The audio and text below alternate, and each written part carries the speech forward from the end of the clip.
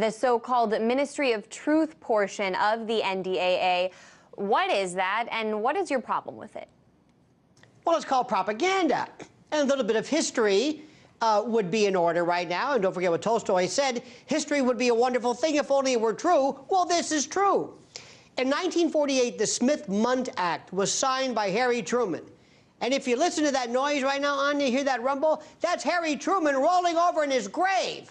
Because what this is, in addition to the NDAA of 2012, is to remove the prohibition against external foreign propaganda, which nobody really cared about. Voice of America, Radio Free Europe, whatever.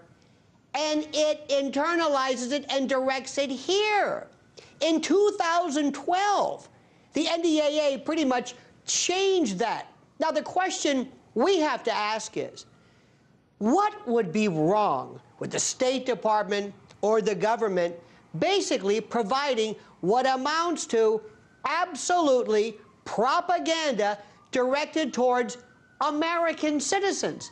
This country hated that. It was anathema, the notion of that. That's all gone now, because after all, Anya, we're after fake news, and we want the truth. Right.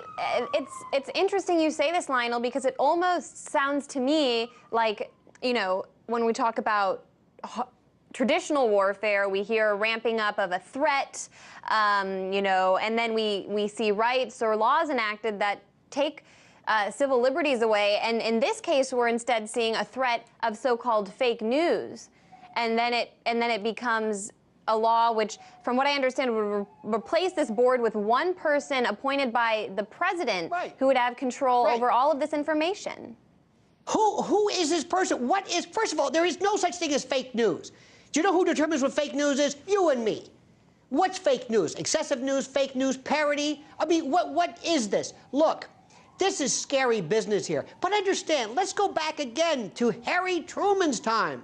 Do you know the biggest problem they had with having the State Department decide what was propaganda, and the reason why it was absolutely verboten for there to be any kind of directed propaganda? Because they believed in this thing called communist infiltration. Nobody believed the State Department. They said then, we're not going to have somebody in the State Department determine what is and isn't the truth. Let me change this. Because a lot of times people figure, well, in an Obama administration, what's the big deal? How about this? Do you want the Trump administration determining what's propaganda? What's the official American statement? And why has this organization supplanted and replaced colleges, the media, the Congress? Why do we need the government?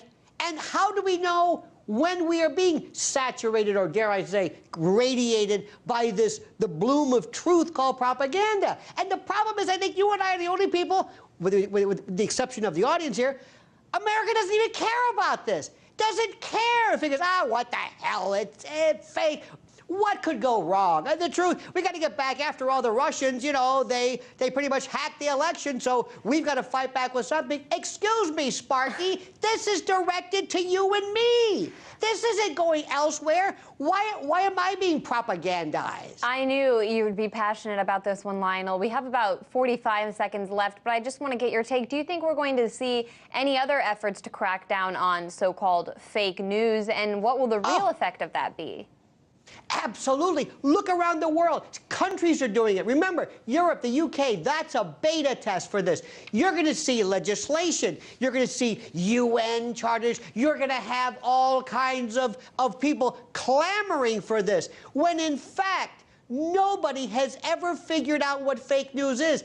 And when you have the threat of nuclear conflagration based upon members who read fake news incorrectly and go on and tweet about it, that just fuels this incredible fire of a sheeple population who's going to just say, that's terrific. That was a seal, of course, and not a sheep, but it doesn't matter. It's this pliant patellar obeisance that drives me nuts. We know it does, Lionel, and it's going to keep driving you nuts. So we're going to have you on more in the future to talk about it. It's not a very long ride. We'll look forward to it. Legal and media analyst Lionel of Lionel Media.